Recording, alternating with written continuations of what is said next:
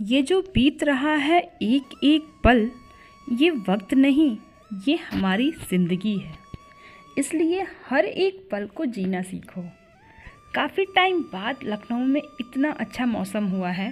ठंडी अब थोड़ी कम हो चुकी है और सुबह सुबह मेरे दिन की शुरुआत होती है अंगड़ाई के साथ। अच्छे से स्ट्रेचिंग करती हूँ ताकि बॉडी के सेल्स एक्टिव मोड में आ जाएं। और आज मैं लगी हूँ फटाफट अपने घर के काम ख़त्म करने में, क्योंकि आज आ रहे हैं मेरे जेठ और जेठानी, मीन्स मेरे भैया और भाभी। काफ़ी लोग पूछ रहे हैं कि मैं RO का एग्ज़ाम दे रही हूँ या नहीं, और इतने दिनों तक मैं कहाँ गायब थी। तो आज के वीडियो में आप लोगों के सारे क्वेश्चंस का आंसर मिल जाएगा।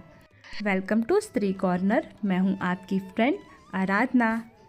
लोग आपके बारे में क्या सोच रहे हैं ये सोच करके आप परेशान मत होइए, क्योंकि भगवान है। जो आप नहीं देख रहे हैं वो भी वो देख रहा है। जो कन्वर्सेशन आप सुन नहीं सकते, आपको सुनाई नहीं दे रहा, पर भगवान तो सुन रहे हैं। इवन जब आप कोई एक्शन नहीं ले सकते तो भगवान एक्शन लेते हैं। इसलिए लोगों के बारे में सोचना बंद करिए और अपने आप पे फोकस करिए। आप क्या कर सकते हैं, खुद को कैसे बेहतर कर सकते हैं, इन सब चीज़ों पे फोकस करिए।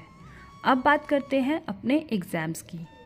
तो मैंने RO का फॉर्म फिल किया था, अपनी तैयारी भी स्टार्ट की, बट 1 महीने बाद मुझे ये बात क्लियर हो गया कि यार 400 वैकेंसीज़ हैं, बट 14 लाख से भी ज़्यादा लोगों ने फॉर्म फिल किया है। और UPPSC कोई खिलवाड़ नहीं है। मैं एक टीचिंग एग्ज़ाम्स की तैयारी कर रही थी, जो मैं कंटिन्यू कर रही हूँ। और क्योंकि इन सब के साथ मुझे अपनी लाइफ को भी जीना है, तो इसलिए मैंने बीच में ड्रॉप कर दिया और मैं अब एग्ज़ाम नहीं दे रही हूँ। अभी मेरा सेंटर पड़ा है गोरखपुर के दीनदयाल यूनिवर्सिटी में, बट मैं शिफ्ट हो चुकी हूँ लखनऊ, इसलिए मैं एग्ज़ाम नहीं दे रही हूँ। और अब भैया भाभी आ चुके हैं, मेरे जेठ और मेरी जेठानी है ये, तो मैं इनके साथ निकल चुकी थी। मेरे आसपास काफ़ी लोग मेरे रिलेटिव्स रहते हैं लखनऊ में ही, तो उनसे मिलने हम चल पड़े थे। मैं ऑनेस्टली बता रही हूँ, मेरी तैयारी UPPCS के लेवल की नहीं है, और ये एग्ज़ाम कोई इतना खिलवाड़ नहीं होता। जो भी सीरियसली एग्ज़ाम की तैयारी कर रहा है उसे पता होगा कंपटीशन का लेवल। बाकी लोग मेरे बारे में क्या सोचते हैं मुझे इफ़ेक्ट नहीं करता। 2 बच्चों को लेकर के गोरखपुर दोबारा जाना थोड़ा सा हेक्टिक हो जाएगा, और क्योंकि मैं अभी जस्ट गोरखपुर से होके ही आई हूँ। ये आपको क्लिप दिख रही है, हम शादी पे गए थे।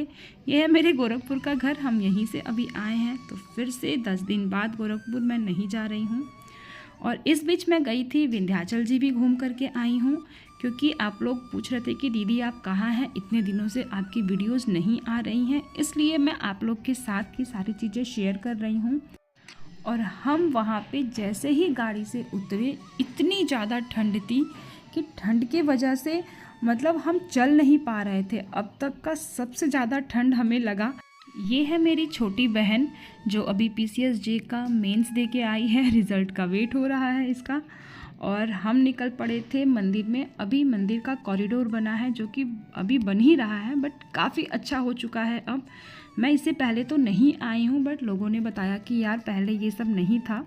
तो हम सबसे पहले जा रहे थे गंगा जी में स्नान करने, और ठंड में स्नान करना ये अपने आप में एक बड़ा चैलेंज हो जाता है। पर क्योंकि हम फर्स्ट टाइम गए हैं और वहाँ की मान्यता है कि सबसे पहले स्नान करते हैं फिर ही दर्शन करते हैं, और धाम पे जाने के बाद अगर गंगा जी में स्नान नहीं किया तो क्या मतलब है जाने का फिर। तो फाइनली हमें मिल चुकी है गंगा जी, हमारी जो पवित्र नदी है। तो चलते हैं हम इसमें अब स्नान करने। हम स्नान करने के लिए गए तो थे, पर हमें कहीं पे भी स्पेस ही नहीं मिला। मतलब हमारी नदियाँ कितनी दूषित हो चुकी हैं वो जा कर के पता चला। कहीं हम जहाँ पे भी जा रहे थे, कहीं पे भी हमें साफ़ पानी दिख ही नहीं रहा था ताकि हम स्नान करें। मतलब अंदर से हिम्मत नहीं हो रही थी उस पानी में जाने के लिए। इसीलिए हम चले गए थे नदी के दूसरे साइड, ताकि वहाँ पे पानी साफ़ होगा। और काफ़ी लोग उधर ही स्नान कर रहे थे, क्योंकि वहाँ पे पानी सच में साफ़ था। हम भी वहीं जा कर के स्नान किए। इन पंछियों को देख करके बहुत अच्छा लग रहा था। सुबह सुबह ठंड थी और ठंड के वजह से थोड़ी भीड़ कम थी, लोग बता रहे थे कि अभी ठंड के वजह से थोड़ी भीड़ कम हो चुकी है, पर क्योंकि हमारा अचानक से प्लान हो गया इसलिए हम चले गए।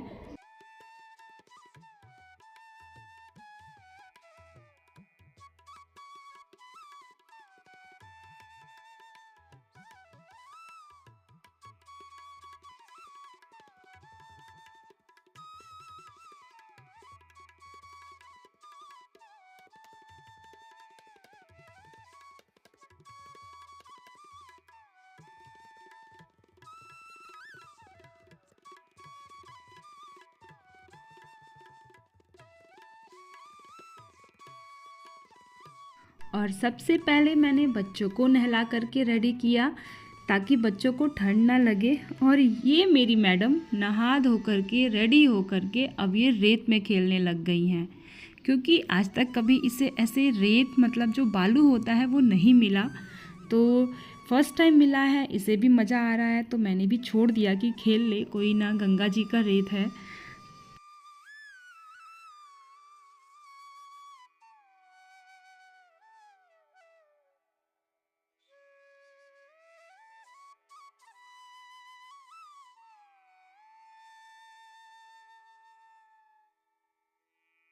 और अब हम आ चुके थे मंदिर में, लाइन लग गई थी।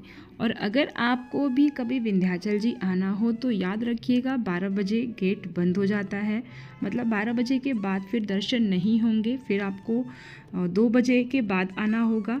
और ये है कॉरिडोर जो इतना अच्छा अभी जल्द ही ये बना है नया नया, पहले सिर्फ छोटा सा मंदिर ही था। मैं तो पहली बार गई हूँ, बट लोगों ने बताया कि पहले सिर्फ छोटा सा मंदिर था। उसके बाद रास्ते में हमें मिला था ये एक ऊंचा पहाड़ी पे हनुमान जी का मंदिर, तो देख करके हमें मन हुआ कि हम भी चलते हैं। बहुत पुराना मंदिर है इसलिए हम चल पड़े थे मंदिर के लिए। और वो इतना ऊंचा था कि चलते चलते मेरी हालत ख़राब हो गई। मुझे पता चला कि अब मेरे अंदर स्टेमिना कितनी कम हो चुकी है। और यहाँ से देखिए पूरा मिर्ज़ापुर दिख रहा था, मतलब वाकई में ये सीन बहुत अच्छा है। मैं गोरखपुर से हूँ तो मेरे साइड पहाड़ वगैरह नहीं है, इसलिए ये सब चीज़ें मेरे लिए काफ़ी एडवेंचरस हैं और मुझे बहुत मज़ा आता है।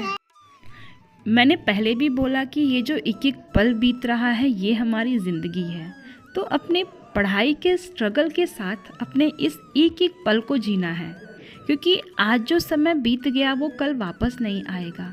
इसलिए अपने स्ट्रगल के साथ साथ इस पल को मत खोइए। मैं एक टीचिंग एस्पिरेंट हूँ और क्योंकि मैं यूपी से हूँ, यूपी में अभी वैकेंसी नहीं आई, बट कोई ना, आज नहीं तो कल वैकेंसी आएगी ही आएगी। इसलिए अपनी तैयारी को कंटिन्यू रखती हूँ मैं, और उसके साथ अपनी लाइफ को भी इंजॉय कर रही हूँ। तो ये था पूरे हफ्ते का ब्लॉग। मिलते हैं फिर नेक्स्ट ब्लॉग में। अगर आपके पास कोई क्वेरी होगी, कोई सजेशन होगा तो कमेंट बॉक्स आपके लिए ही है।